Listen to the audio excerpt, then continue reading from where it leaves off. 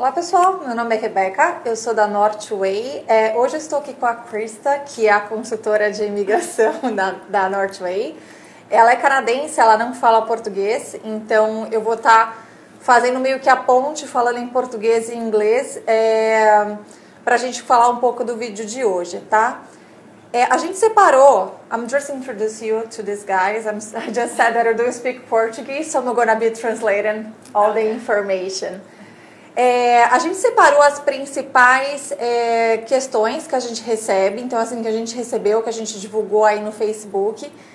E aí a gente vai responder junto com a nossa consultora, até para vocês conhecerem. Então, muitas das pessoas que têm feito o processo conosco, a Krista é a responsável por fazer, ela é a consultora credenciada. Então, até por conta do idioma, da língua, eu sou sempre a pessoa, principalmente para lidar com brasileiros, eu acabo fazendo essa ponte. Mas a gente sempre trabalha em parceria aqui, tá bom? Então, vamos lá, vamos começar. We can start our, ok? Let's go. Primeira questão... Eu imprimi para ela ver em inglês, eu vou falar em português, ela vai responder e eu vou traduzindo para vocês, tá bom? Tem uma questão que a gente recebeu. Eu apliquei para o meu visto de estudante 3 semanas atrás. Eu devo fazer o exame médico adiantado ou não? Ou eu espero a solicitação do governo? The first question. Okay. So generally speaking, if you're doing a medical examination up front, this is okay. But what upfront means is you've actually completed the medical assessment before the submission of your study permit or work permit or visitor visa. Então, nesse caso, sorry for that, just to translate to that. Então, nesse caso, o que ela está sugerindo? Você pode sim fazer o exame médico adiantado, só que ao invés de você fazer durante o seu processo de aplicação, você vai fazer antes da sua aplicação. Então, sim, você pode fazer o seu exame médico, só que antes da aplicação. Okay, so just to make sure that if you are doing medical, your medical gets linked to your application, we would recommend you either do the medical in advance of submitting the application, or you wait until immigration requests your medical assessment. Então, só para garantir mesmo que a aplicação de vocês vai estar, que o exame médico vai ser submetido junto com a aplicação de vocês, ou vocês podem fazer o exame médico antes da submissão da aplicação do visto, ou depois que eles pedirem. Fazer no meio do processo, a gente já tem visto alguns casos como esses, pode gerar falha de documento, comunicação, atraso. Então, o ideal seria você fazer o exame médico antes ou depois da solicitação. Yeah. So, with medical assessments, there's fees involved, and just because you've completed a medical doesn't mean your application is going to be approved. So, some people may wait because they don't want to pay the fees in advance of finding out how their application is going, and other people don't want any delays, so they'll do it in advance, knowing that they've lived in a country that requires medical for 6 consecutive months in the last year. O que ela está falando, então, que assim, existe custo, né, para o exame médico, então, assim, que algumas pessoas que preferem esperar para ver se vai ser solicitado ou não, para ver se vai dar tudo certo com a solicitação do visto, porque muitas vezes as pessoas elas não querem pagar, né, adiantado e depois, sei lá, por alguma razão, porque não significa que o fato do exame médico ter sido solicitado, que o visto está sendo aprovado. Então, assim, tem gente que prefere esperar, ou outras pessoas preferem se adiantar, e aí, mesmo que pague esse valor adiantado, mas assim, pelo menos vai adiantar toda a questão do processo. How long does it take for the process right now for study permit in Brazil? So a study permit in Brazil is taking, on average, the timeline on the website is 7 weeks. But what we're seeing more so is that medical is being requested roughly around the 7-week mark. You still have to go and do the assessment. They need to review the results. And then if everything is good, you have to submit your passport. Então, eu perguntei para ela quanto tempo está demorando esse processo do visto de estudante, né? A gente sempre, o governo trabalha de acordo com a demanda. Hoje em dia tem demorado 7 semanas para poder ter a solicitação do exame médico. Então, assim, alguns países eles pedem sim que a pessoa faça, o Brasil é um deles, que tenha o exame médico, e tem demorado, que a gente tem visto, como é de acordo com a demanda, mas os últimos casos têm demorado 7 semanas até a solicitação do exame médico. Depois, 1 more week after the exam medical? Yeah, usually 1 or 2 weeks for them medical to review exam. it. Yeah, okay. And then it can take another week or so with the passports. E depois, tipo assim, do exame médico, 1 semana aproximadamente, depois mais 1 semana para enviar para o VAC no Brasil. Então aí vai demorar de 7 a 10 semanas hoje aproximadamente, tá bom? Bom, a segunda questão, the second question, se eu consigo pegar o refund, que é o reembolso da escola, se o meu visa for negado. Então, se você tiver o seu visto negado, eu vou conseguir pegar o reembolso da escola? Okay, so generally speaking, refund policies are fully at the discretion of the school. It's nothing to do with immigration processes. That being said, most schools will offer a tuition refund if you include proof that your study permit application was denied. How much they're going to retain of your fees is up to the school. Sometimes it's a registration fee, sometimes it's a deposit. You should really check with the school before. Então, vai depender muito da política de cada escola. Então, assim, algumas escolas, elas vão te pedir, elas vão manter apenas o application fee, que é, né, a matrícula, ou elas vão ficar com a taxa de depósito. Vai depender muito da política da escola. Mas uma coisa que é importante mostrar, você vai ter que comprovar a carta do governo oficial mostrando que seu visto foi negado. Third question. Como eu posso checar a minha aplicação feita?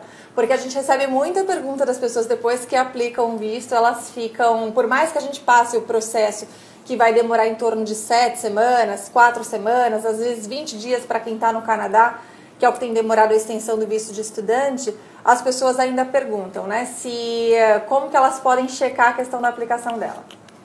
Okay, this is a question that comes up very often. I just said that in Portuguese. Okay.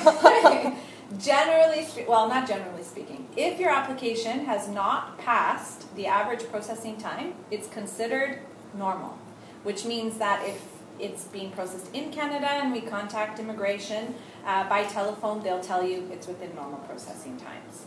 If you've submitted an application online, you can go into your MyCIC account to see the status. It's going to say in process, realistically, until medical is requested, unless a new document is requested, and in which case you'll get a notification if more is needed.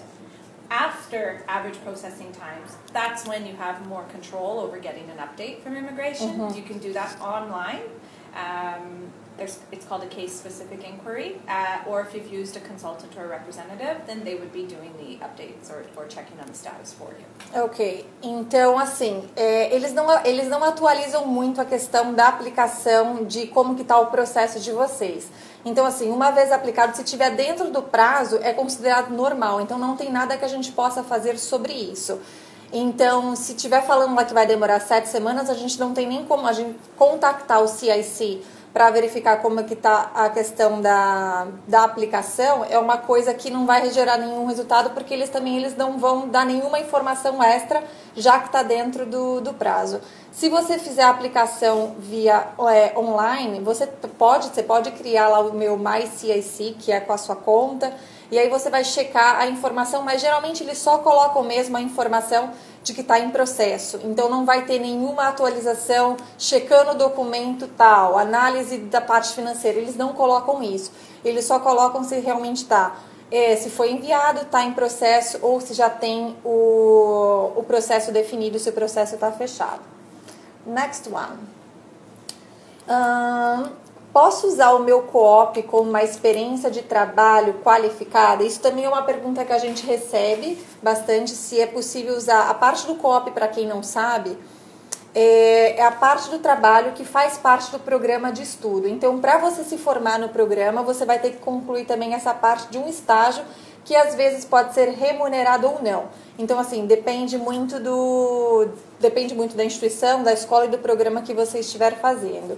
E uma coisa importante ressaltar é essa diferença entre co-op e Post-Graduation Work Permit, que não é a mesma coisa. Eu posso até falar para vocês, depois que ela falar sobre essa pergunta, eu vou falar para vocês da diferença. Então, só retomando, o co-op, ele é o trabalho como parte do programa de estudo. Ele não tem nada a ver com Post-Graduation Work Permit.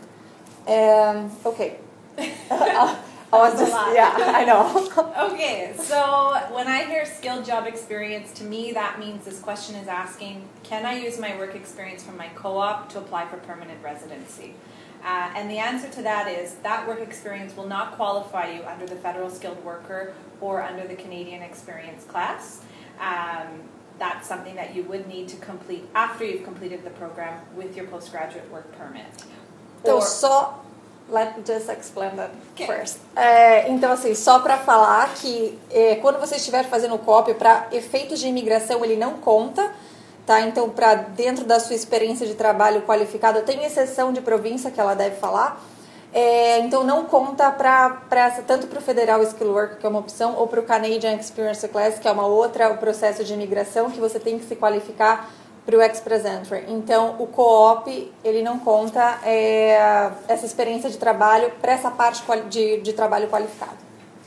The only exceptions to that we've seen are through some provincial nominee programs. For example, in Saskatchewan, they do recognize work that's been completed on a co-op to apply for the provincial nominee program.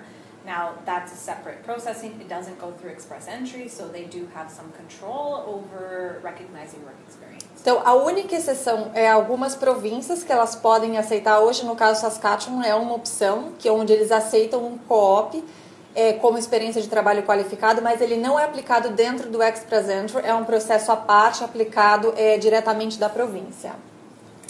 Good. Next. Isso é que tem até gerado um pouquinho, a próxima pergunta tem gerado até um pouquinho de confusão por conta de algumas notas que saíram aí, que o Brasil ele estaria com uma isenção de visto para o Canadá, aqueles que tiverem o visto americano. Então a pergunta é, eu tenho o visto americano válido, eu preciso aplicar para o visto canadense? Okay, so it's really important when you're submitting an application to submit a full application up front. The reason for this is when you do receive a refusal, if you receive one. Oh, I read the wrong question. Yeah, okay. I know. I have a valid American visa. Yes, you do need a Canadian visa. It's a different country. You need a Canadian visa to enter.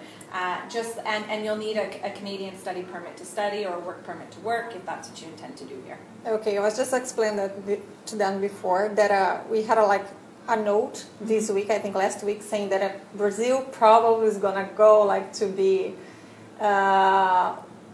Brazil is gonna be exempted to get the ETA? visa, the ETA. So yeah, so it's not So there's no date for Brazil yet. It was Mexico that was announced earlier. But Brazil still needs Brazil still needs a visa right now, and you need a Canadian visa. Ok. Então, mesma coisa, continua, nada mudou. Então, aqueles que têm mesmo visto americano precisam sim do visto canadense para poder entrar aqui.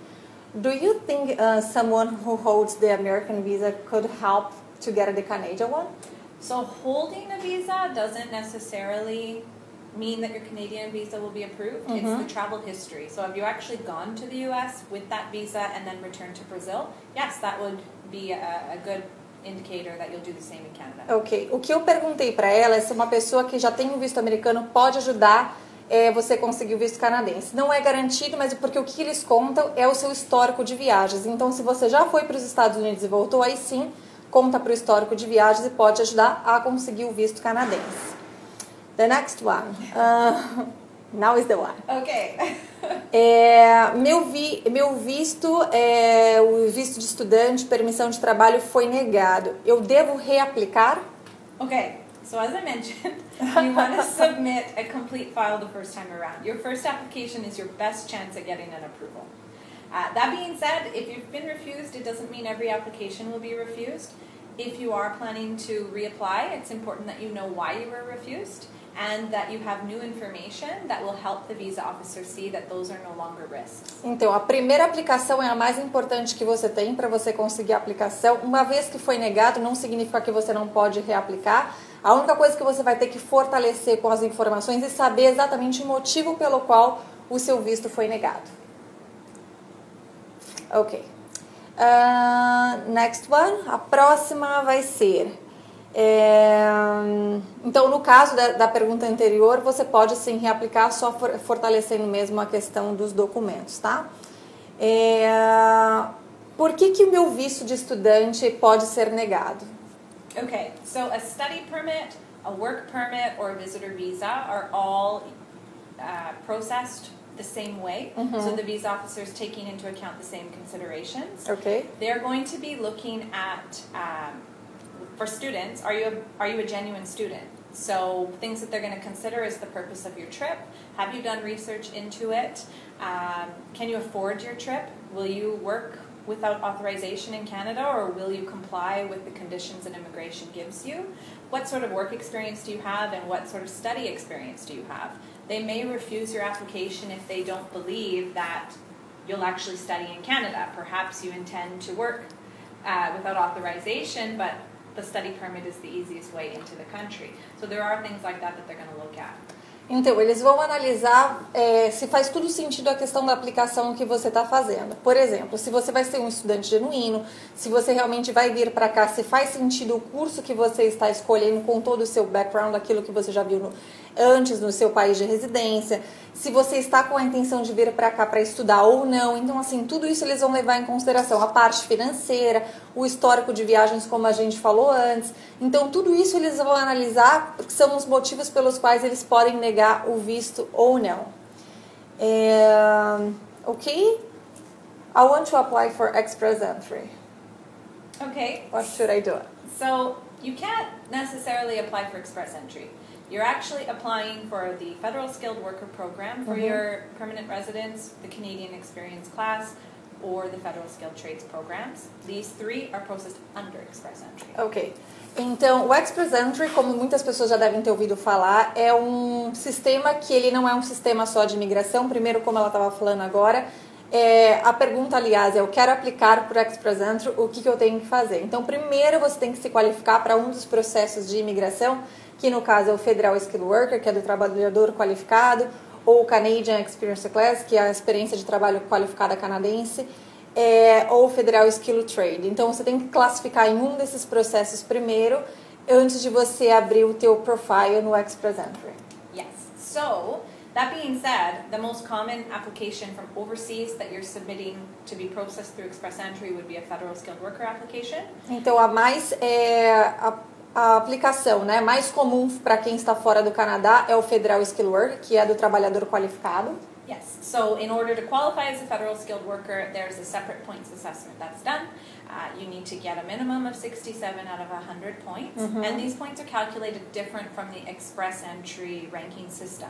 Então, para você entrar para você se qualificar dentro do Federal Skilled Worker, você tem que ter 67 pontos de 100. É diferente a pontuação do Express Entry, mas primeiro você vai ter que se qualificar para esse do Express Entry, para o Federal Skilled Worker primeiro. And to qualify as a Federal Skilled Worker, you have to have completed English or French testing. Então, primeiro, para você se qualificar para o Federal Skilled Worker, você precisa fazer o teste de inglês ou francês. And you also have to have your educational credentials assessed, either high school, or if you've completed that, or your highest level of university or college. I would recommend, if you're doing an assessment, get all of your degrees assessed. Ok. E você também vai ter que fazer a validação do seu diploma. Ela está recomendando que você faça de tudo, desde o seu ensino médio até a sua educação mais alta que você tiver. Então, pós-graduação, graduação, MBA, enfim, mestrado. And then what they're considering for the 67 out of 100 points would be your work experience, your age, your education. If you have a spouse, there's spouses factors, and there's some points in there as well if you do have arranged employment or some family members in Canada. Ok, então eles vão levar em consideração para esses 67 pontos de 100 a sua idade, sua experiência de trabalho, então, né, a parte da educação também, se você é casado ou não. What's the last one that I said? The spouse. E se você tem família no Canadá, eles também levam em consideração. Yeah. So to summarize, you're applying for a federal immigration permanent resident program, Federal Skilled Worker, Canadian Experience, or Federal Skilled Trades, and those are all processed under Express Entry. If you've determined that you do qualify, you're going to create a profile in Express Entry online. All Express Entry applications are done online. That's your first step. Ok, então assim, para resumir, você tem que se qualificar para um desses processos de imigração primeiro, que é o Federal Skilled Worker, o Canadian Experience Class, o Federal Skilled Trade. Você se classificando em um desses processos, aí sim você vai estar elegível para abrir o teu profile dentro do Express Entry. E lembrando que para o Federal School Worker, não sei se eu falei, você também vai precisar ter, eu falei, né, da parte do inglês ou francês. Ok? Yep. Ok, all good. O próximo eu tenho uma oferta de trabalho no Canadá. Como que eu aplico para o visto de trabalho? Okay, so our clients come with us with two types of job offers. The first type of job offer is that I found an employer in Canada who says they'll give me a job. Então, só falando, os clientes geralmente eles aparecem com dois tipos, né? O primeiro é quando I'm looking at you, but you cannot understand what I'm saying. Estou olhando para ela, mas ela não pode entender nem o que eu estou falando. Então, assim, são duas formas do que os nossos clientes eles podem aparecer. O primeiro é como oferta de trabalho. The first one can come with the job offer. Yeah, so I found an employer who will hire me. Ok, um empregador que está disposto tipo, a me contratar. And then the second one is my employer has an LMIA to actually be able to hire me. Ok, e o segundo é o empregador, ele tem um LMIA que pode sim me contratar para a empresa dele. So when we're communicating with immigration, it's the second one that is considered a job offer. Ok, então quando a gente for falar com relação à imigração, é o segundo com o LMIA, é que vai ser considerado uma oferta de trabalho. Okay, so if you happen to have found an employer who will hire you from overseas, the first step would be to determine do they have an LMIA, and if they don't, then the employer needs to apply for one first. Ok, então assim, o primeiro passo vai ser, se você conseguir uma oferta de trabalho e você não tem um LMIA, e ele está disposto a te contratar e você não está no Canadá, você está tipo overseas, fora do Canadá, a primeira coisa que vai ter que ser feita, o empregador ele vai ter que fazer o LMIA. If they do have the LMIA, then what you need to be able to do is when you are submitting that work permit application, you need to be able to show the visa officer that you meet all the requirements of the job, because in essence that's why the LMIA was issued. There was no one who met those requirements, so in order to hire you, you need to show you meet them all. Ok, então se você já tem o LMIA, aí no caso você só tem que provar que você é qualificado para você ficar com esse trabalho. Então assim, que o Canadá não está contratando, a empresa não está contratando ninguém mais presente no Canadá, cidadão canadense ou residente permanente, capaz de fazer a mesma função que você. Yeah, and you can apply for the work permit online or through the back. Processing times for a work permit right now is about 8 weeks. Ok, o processo tem demorado em torno de 8 semanas. E aí você pode aplicar o processo online através do VAC no Brasil, se você tiver essa oferta de trabalho. Uma das coisas curiosas até que eu recebo bastante, principalmente de brasileiro, que pergunta se é possível conseguir um trabalho, essa oferta de trabalho estando fora do Canadá. Eu particularmente, eu sempre falo isso, que é muito mais fácil você ter essa oferta de trabalho quando você tem um trabalho especializado. É diferente, por exemplo, de uma área geral de administração, de marketing, coisa assim. Então, uma área mais específica, eu acredito que seja mais fácil você conseguir essa oferta de trabalho e aí sim aplicar para o LMIA, né? E aí você conseguir o seu visto de trabalho para você vir para cá. Não é impossível, só que eu só estou pontuando aquilo que é realmente mais fácil você conseguir. Então, estando dentro do Canadá, fica mais fácil de você conseguir essa oferta de trabalho. I'm just explaining what is going to be easier for them, like to get the work visa inside Canada or applying for overseas. Bom, próximo. Posso trabalhar durante meu estudo? Meu esposo, minha esposa, pode trabalhar enquanto eu estudo? Próxima questão. Okay, so students in Canada who are studying in certain programs, so if you're going to a designated learning institution and you're studying towards a certificate, diploma, or degree, they are generally authorized to work part-time while they study. Now, the purpose of this work permit is not to allow you to become a worker. You have to be in Canada as not a for student. language schools, right? And language schools are not qualified for it.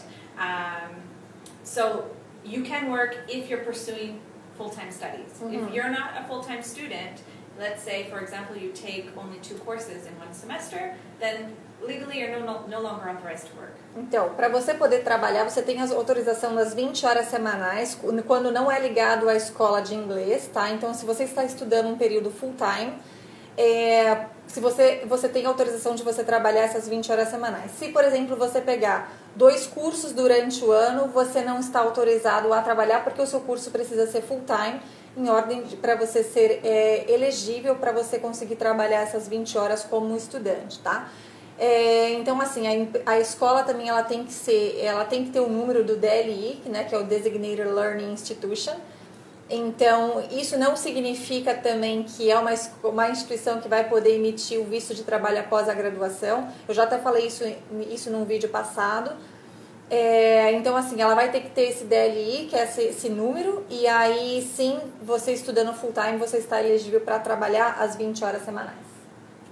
Okay, and for your spouse, if you are, again, at a public post-secondary institution or a private degree-granting institution and only taking the programs that the school is authorized to confer the degree, then yes, your spouse is authorized to apply for an open work permit to study for the duration of, to work for the duration of time that you're authorized to study for.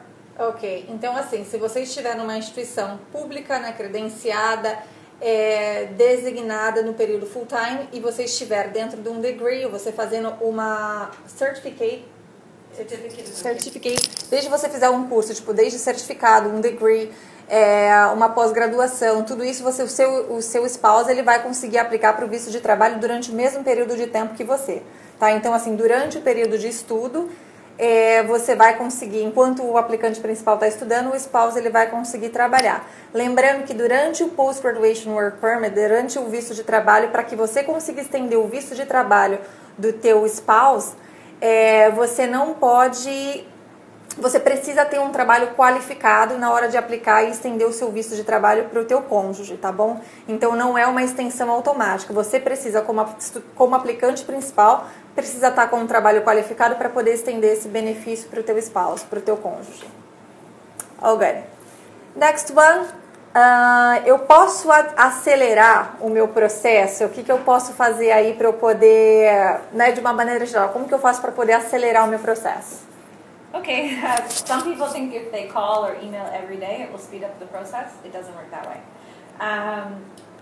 Generally speaking, no, there's no way to speed up a process. If the average processing time is 7 weeks, that's the average processing time. But there are certain things that people can do to make sure that their application is processed faster, and that would be things like including a complete application. Do you have all the documents? Are they clear and easy to read? Have you translated documents when they say you need to translate documents? These sorts of things. We talked about upfront medical exams. That's something else that you can do. If you know medical will be needed, do it early. Same if you know that you'll need a police clearance certificate, get that early so you're not waiting for them to ask you for it later. Ok. Não há nada que se possa fazer para, por exemplo, diminuir esse prazo das 7 semanas. Porém, tratando-se da aplicação, tem algumas coisas que podem ser feitas. Por exemplo, organizar todos os documentos na hora de mandar. A gente falou anteriormente sobre o medical exam, de fazer antes do exame médico, fazer antes da aplicação, que é uma coisa que pode adiantar um pouquinho a questão do processo. Organizar, traduzir os documentos quando necessários. Então, tudo isso pode ajudar com que você acelere um pouquinho a questão do teu processo. Não tem como acelerar diretamente com o CIC, mas tem como a gente organizar a questão da aplicação antes do processo, antes de submeter para o CIC. A próxima é qual a diferença entre visa e permit, né? Qual a diferença da permissão e do visa? Okay, so a visa and a permit have separate purposes. So what a temporary resident visa is authorization to enter Canada. Então, assim, o visa e o permit, ele tem funções diferentes. Então, assim, o visa, ele tem, tipo, diversas funções. E uma delas é permitir com que você entre e saia do Canadá. So to get on an airplane and fly and enter Canada, you need to have a visa. Então, assim, pegar o avião e voar até o Canadá, você vai precisar mostrar esse visa, que é aquele stamp que todo mundo sabe no passaporte, para você poder entrar no Canadá. Okay. And then when you're entering Canada for the first time, you'll have a letter that you give to the border officer, and that is a letter indicating that you've been approved for a permit. Ok, então quando você chegar no aeroporto, você vai ter uma carta, que geralmente é a carta de aceitação da tua escola, uma carta de trabalho, alguma coisa que vai comprovar aquilo que você vai fazer aqui. Então, quando você estiver no border, quando você estiver lidando com o agente de imigração, você vai mostrar aquilo que você vai vir fazer aqui e ele vai te emitir esse permit, que é um papel separado que vai mostrar o período com que você vai ter que ficar aqui. And that permit is your status inside of Canada. So that means if it's a study permit, you've been approved to remain in Canada and study for whatever duration is on your permit. If you're applying as a worker, then you've been approved to work in Canada based on the conditions outlined on your work permit for that duration. Ok, esse permit, então, essa permissão é um documento que te permite ficar no Canadá dentro do período daquilo que você for fazer. Seja no estudo, seja no trabalho, então vai mostrar exatamente a data com a qual você está permitido a ficar aqui. Então, isso te mantém o seu status de permissão dentro do país. So yes, you do need both. If you apply from outside of Canada, you will be approved for both at the same time. If you are already in Canada and you're applying to extend your permit and you also need a new visa, then that's a two-step process. Então, você sim precisa dos dois, tá? Na hora de você fazer na hora de fazer a aplicação. Se você estiver aplicando fora do Canadá, os dois são processados juntos, então, geralmente, o Visa, eles emitem até ou a data do programa ou até a validade do passaporte, aquilo que vier primeiro. E se você estiver dentro do Canadá fazendo a renovação do teu visto, você vai precisar dos dois. Então, primeiro você vai renovar o seu permit para depois você renovar o seu Visa, que aqui eles chamam de TRV. Okay, so you don't necessarily need to have a valid visa and a permit at the same time. If you're inside Canada with authorization to study, but your visa's expired, that's okay. You only need to apply for a new visa if you intend to travel outside and come back to Canada. Então, você não precisa ter o visa e o permit com a validade igual, né, durante o período que você estiver aqui. Então, porque você vai ter a permissão, por exemplo, do seu permit de ficar aqui, mas não necessariamente significa que você vai ter o seu visa válido.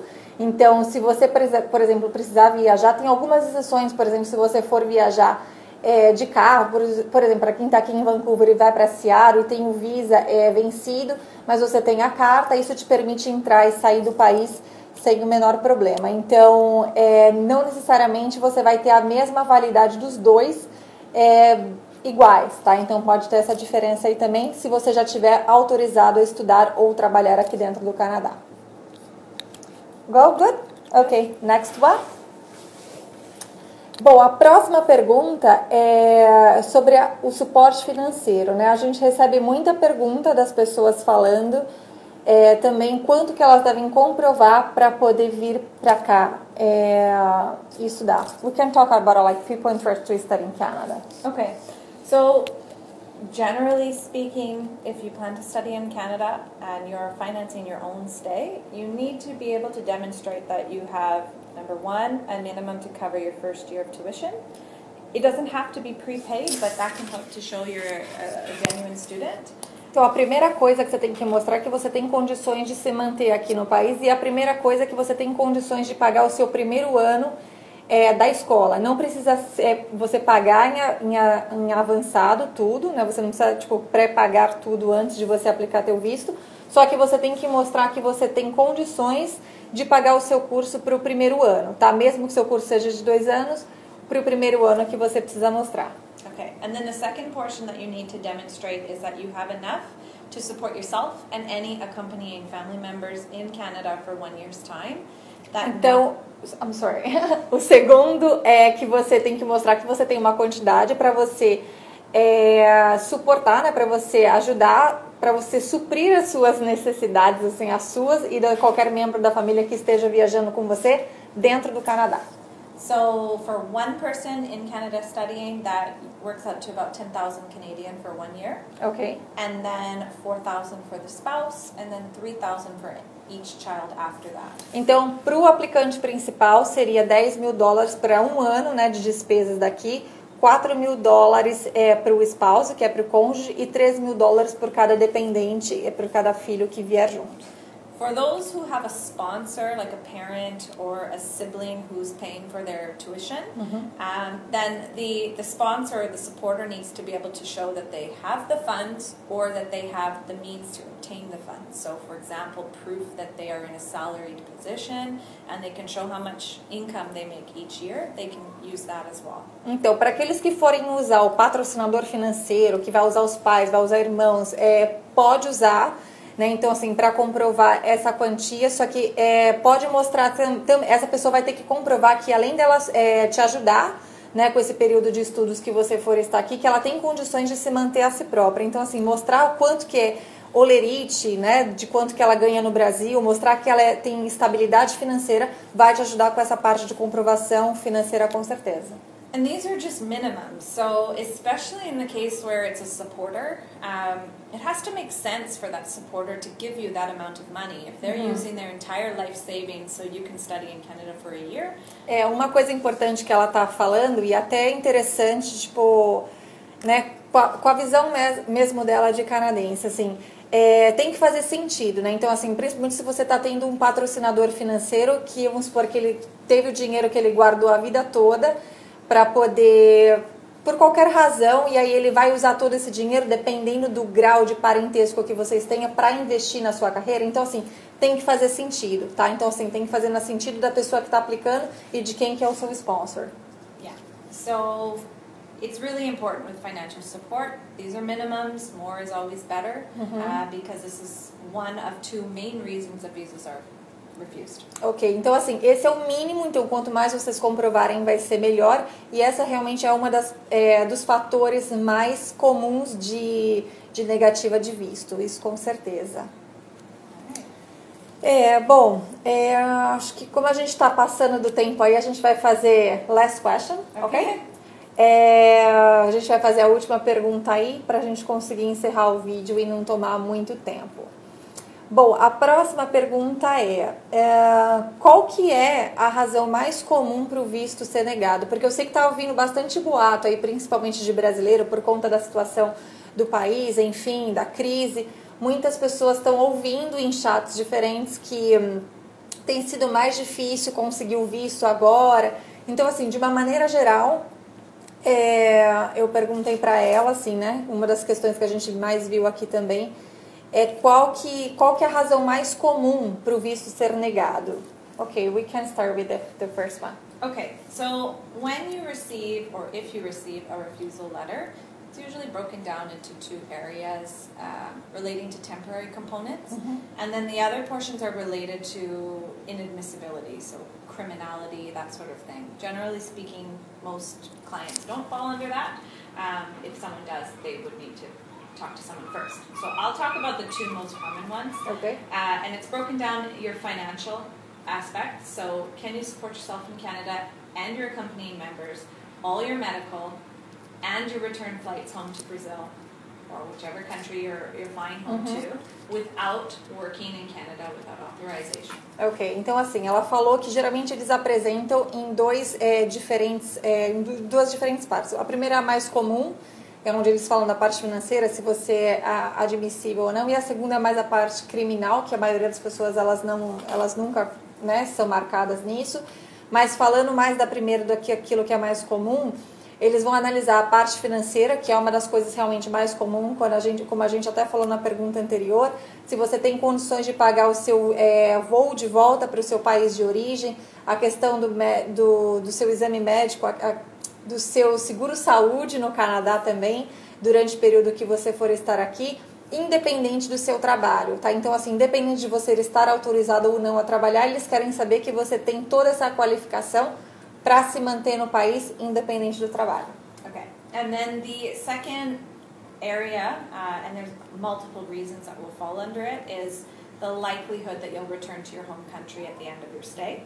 Okay. And then what they're looking at in there are things like the purpose of your trip, your ties to your home country, your previous travel history, things like that. Ok, então assim, o seu histórico de viagem, se faz sentido a questão do estudo aqui, e uma das coisas importantes é que se você vai retornar para o teu país de origem depois que você terminar os estudos. Então isso tem que ficar bem claro para eles. It's for the reason like that it's so important to do the letter of explanation. Yeah. É o que eu tô falando assim, por isso que é tão importante você fazer tipo a carta de explicação, você detalhando realmente que você, né, quais são os motivos de você vir para cá e o que você pretende fazer no seu país de origem quando você retornar para o Brasil, enfim, ou para o país que você estiver. Yeah. So I would say of all of those, there's two that we see on almost every refusal letter. purpose of trip. Okay. So they may not think that you are a student, Okay. Or that's your main intention. Então, a razão da viagem, uma das coisas, ela tá falando assim que ela sempre enxerga, tipo, duas razões mais comuns. Então, a primeira é o seu motivo da sua viagem, pelo qual você está vindo para o Canadá. And that's also linked to the financial. So are you going to work without authorization, work illegally in Canada? And that's something that those two often go hand in hand. E a segunda é a parte financeira, tipo, querendo dizer, você vai trabalhar aqui sem autorização, você vai trabalhar ilegal no Canadá. Então, assim, geralmente são essas duas, são esses dois pilares que eles mais analisam realmente para entender o que né, para justificar uma negativa de visto ou não. Ok. I think we are done. I think it's all good. Okay. Eu acho que a gente conseguiu passar as principais perguntas, que é o que a gente recebe realmente com mais frequência, né? Que eu acho que gera um pouco mais de dúvida. Geralmente eu faço um vídeo só de 30 minutos, hoje a gente acabou passando um pouquinho mais do tempo. Mas a gente pretende fazer isso tipo, mais vezes, até com dúvidas gerais, com casos específicos, tá? Obrigada, pessoal, pela atenção. Thank you so much. Thank you. E a gente volta a se falar, então, semana que vem, tá bom? Até mais. Tchau, tchau.